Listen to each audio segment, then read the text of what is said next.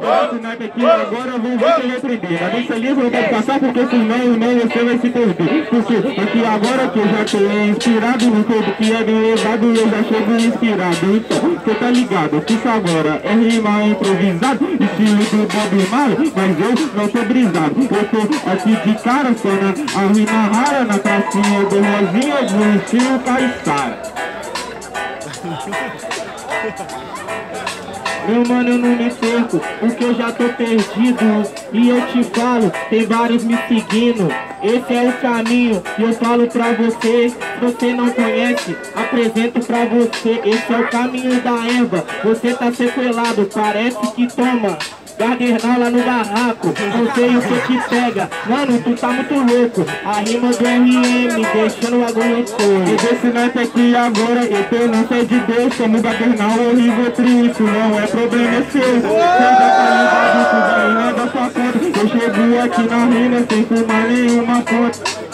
Não quer esculachar, eu sou humilde e sempre represento, fumando meu verdinho, eu sou Emiliano, te falo camarada, represento minha rima na quebrada. É desse naipe então agora eu vou te falar, melhor que para turma, porque desse jeito eu não tô conseguindo nem rimar, porque cê sabe que aqui a rima é violenta, cê ri de lado, mas aí vai fumando comigo cê não aguenta. Quer falar de violência, então agora eu vou falar. Minha rima é muito forte, pode te derrubar. Cuidado, parcelzão, você é muito grande, mas eu já rimei, fui em muito baile funk. É desse nada que agora eu já faço a minha raiz é muito forte, de tanto escutar muito minifix, tipo cinta, a gente já tá ligado. E aqui a rima pode crer que é elevada, eu já chego aqui agora, não dá naquela rima rara.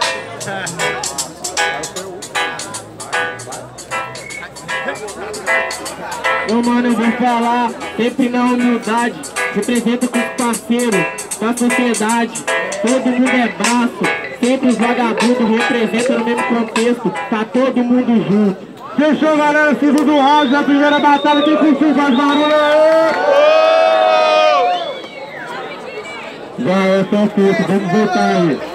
Aqui na minha esquerda, conheci o Rafael, muito alto barulho que eu voto no Rafael aqui. Demorou. Aqui na minha direita, MC Rael, muito alto barulho que bota no Rael.